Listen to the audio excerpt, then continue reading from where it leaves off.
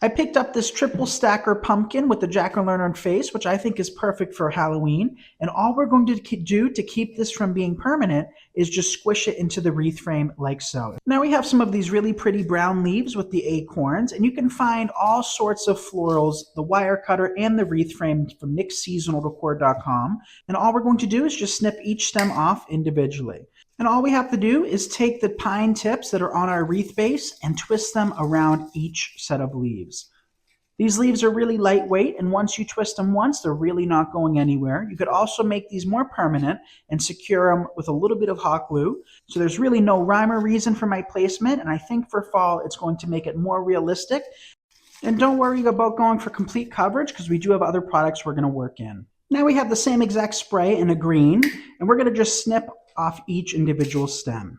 Now we're going to take some of the green leaves and do the same exact process that we did with the brown. Just take them, stick them in the wreath, and twist those twist ties all the way around. Now it's time for a little pop of colors. We have some of these orange berries that you can also find from nickseasonaldecor.com. And all we're going to do is just break apart each stem so that we can work these berries individually. And with the length of these stems, all we have to do is just poke them right in and they'll stay exactly where we put them.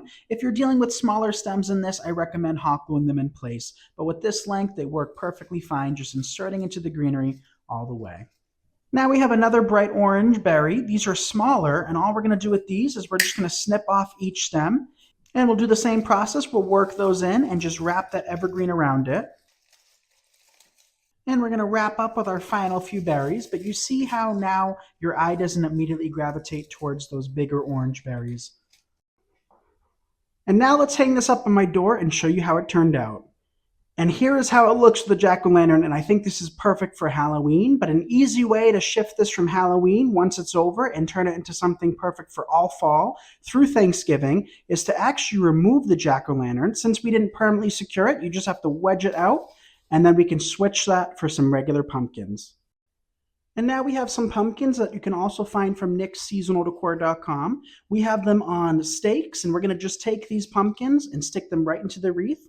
With the long stake, it'll keep it in place and prevent it from falling off. You could, of course, take some hot glue and permanently fasten it, but any pumpkins, they come in all shapes, colors, and sizes. All you have to do is just work them into the wreath. And now just fluff some of your berries around and adjust your wreath, and we're going to stand back and give you the final reveal. And here is how the wreath turned out, and I absolutely love it for both Halloween and fall. And just by switching out the jack-o'-lantern for some pumpkins, you can go a very long time with this on your front door.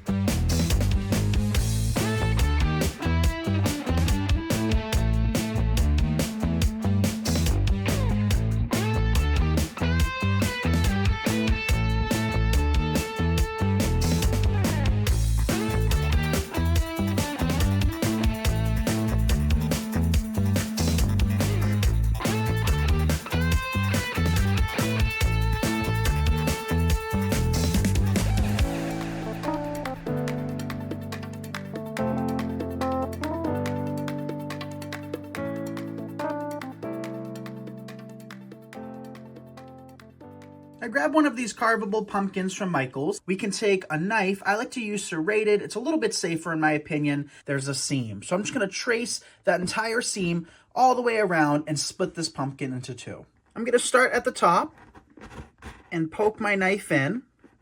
And just like carving a real pumpkin, there's two things to note. Do it in small pieces or small increments, and also to be very, very careful. We do not want to cut ourselves.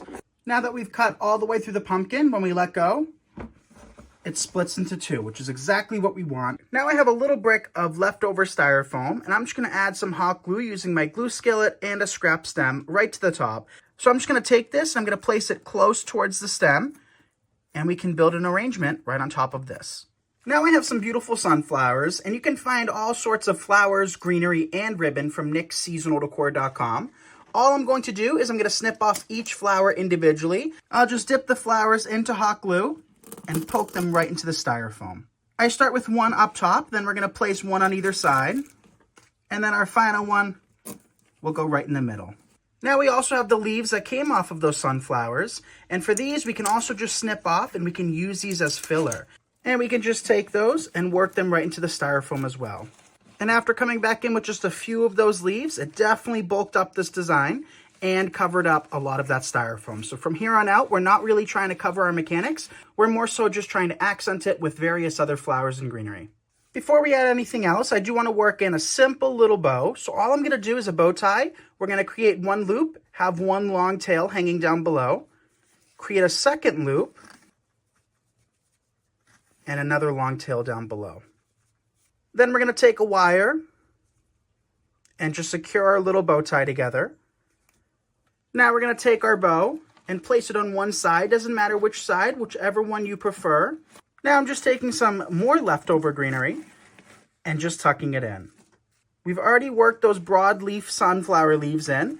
After filling in with your greenery, you can fluff your bow out again, adjust, and see if there's any bare spots where you can come back in with an extra piece or two. The perk of this design is when you flip it over, your wreath hook, command strip, you name it, will sit perfectly flat here, and there's no need to add an extra hanger. Of course, if you would like to, you can absolutely create a little hook, but I actually just tried this out and it hangs perfectly fine. And here's how it looks, you guys. I absolutely love it on my wall. You can place this around picture frames. You can have this on your front door. You can use this as a wreath. You could use this as wall decor, you name it. And pumpkins come in all different sizes, shapes, and colors. Of course, you do want to make sure that you're using a hollow one. But other than that, just cut your pumpkin in half, add some flowers, a little bit of greenery, and maybe even a little bow, and you have a beautiful fall display. You can make an expensive, luxe-looking Christmas wreath from a basic Walmart Christmas wreath. First, make sure that you fluff out this basic Christmas wreath very, very well. Head outside and clip all kinds of greenery. Decide which ones you want to use and clip them maybe a little bit shorter and lay them out on your wreath. Then, simply start by taking a sprig and the faux wire and wrapping the faux wire around your fresh greenery sprig. Make sure that you use different types of greenery to give it that high-end look and lots of texture. Then you're going to take about 10 inches of wire and wrap it around any pine cone that you can get your hands on. Make sure that you secure it tightly to the wreath, and then on the underside, twist the wire and it's secure and in place. Now it's looking great. All it needs is a ribbon. So take about a yard of ribbon, tie the ends together, and then snip them short. Lay out the ribbon and then fold it into itself and pinch the middle together. This is an easy way to take another ribbon and tie it around the center, and it forms a bow. Then take your loose ends and tie it securely to your Christmas wreath. Don't forget to add some battery-operated lights for a little twinkle. We're going to make a beautiful fall wreath today, and we're going to use an 18-inch grapevine. So we're going to also work in some of these pre-mixed sprays, and these are one of my all-time favorites because they have so much texture and diversity amongst one spray. So we're actually going to keep these in their entirety, but the first thing we're going to need to do is cut off the stems. And as you can tell, there's a lot of wires there, so you do have to exert a little bit of force, but once you get that done, we can come back in with some zip ties to secure it. So these pre-made sprays are so easy because all it takes is a few of them to create a beautiful floral wreath. Snip off your zip tie. So we placed one down below. Since this is a rather large and a little bit heavy, we're going to come back in with another one. So I'm just feeding it through the grapevine, making sure we have some substance behind it. And then snip it off. And you can fluff at the same time, or you can do what we're going to do, which is to fluff it once we secure all of them. So we've worked in one so far, and an 18-inch grapevine, once you work in all of your products, it can really create for a large wreath. So this in total is going to be about 26 inches across, and we're just coming back in with our next piece. And instant gratification here, you guys. By working in these sprays, it just takes it to the next level without having to work in every single product individually. So that one actually stuck really nicely with just one zip tie. And look at how full it's looking. So one thing I've noticed with designing for fall is a lot of designers and hobbyists get a little too comfortable with using too many colors. So the blessing about fall is that there's so many different colors to choose from, but it also at the same time can be a curse. So by working with these pre-made sprays, you already have a bunch of different shades, but it's not overdone. So this spray, we're just going to bend a little bit, lift up, and work behind. And tighten that zip tie really tight and snip it off. Also, by doing the zip ties the way I've shown you today, it prevents the end being on the back side of the wreath, which can cause some damage. They can be really sharp depending on how you cut them. So at least this way we pose no risk of scratching our door, ourselves, or our friends and family. So now that we have all of our product in place, we can begin fluffing. And as I mentioned earlier, each one of these pieces is wired. So you can pull out the bittersweet, adjust the acorns, shift around the pine cones, get it to your liking. And I love how full this looks. So very simple to do. Now let's hang it up and show you the finished reveal. And here is the finished wreath, you guys. I absolutely love the way it turned out, and it was so incredibly easy to put together. We used 5 of those pre-made sprays, along with some zip ties and that 18-inch grapevine, and that is it. And look at all of the colors and textures that came from those sprays. We have the acorns, the pine cones, the bittersweet, the oak leaves, and all of the colors to match. So I picked up some yarn from my local Walmart. So we're going to just take our yarn and place it right on top of our 4-inch styrofoam ball. And styrofoam balls come in all sorts of shapes and sizes, and you can find them available at nicksseasonaldecor.com.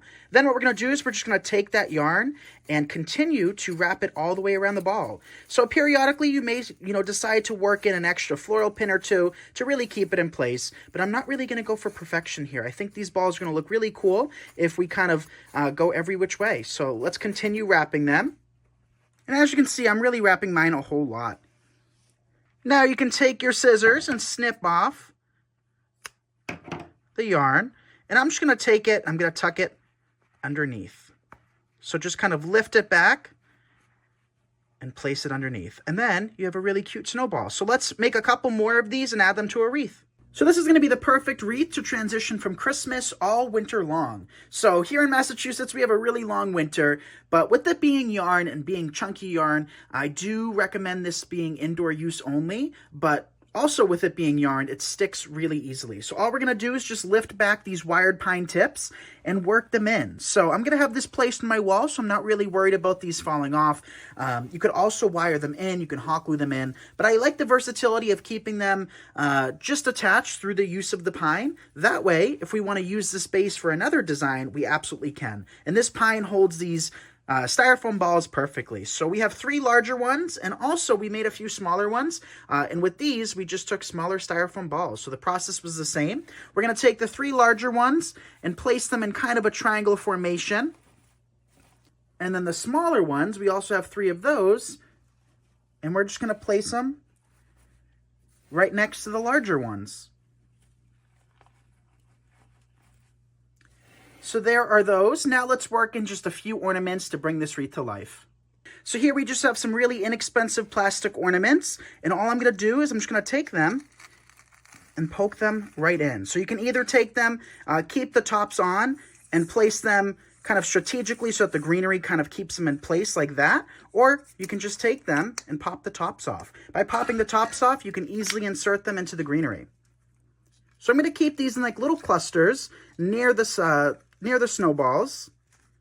So there's 3 right there, and I think that adds a nice little pop. We'll do that once more. So we have 3 clusters. And notice too, like I said, I'm placing these rather close to the snowballs, but I'm also placing them rather close to each other. And lately, this year, I've been really loving creating that clustered effect, and I think it really creates for that wow factor. So we'll take another ornament, place it here. And the beauty of wreath making is you can do it however you like. So if you like silver, you can use silver. You can also be doing this with reds or blues or purples or pinks. And there we have a really pretty wintry white wreath. So let's hang this up and show you how it turned out.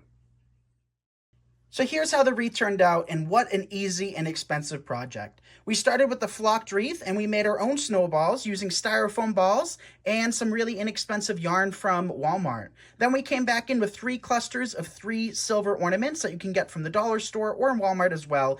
And that is it, you guys. Very, very simple, really chic, really elegant, and very cost effective. So thank you so much for watching. I'm Nick Kretikos of Nick's Seasonal Decor, and you're watching me on Hometalk. See you in the next video.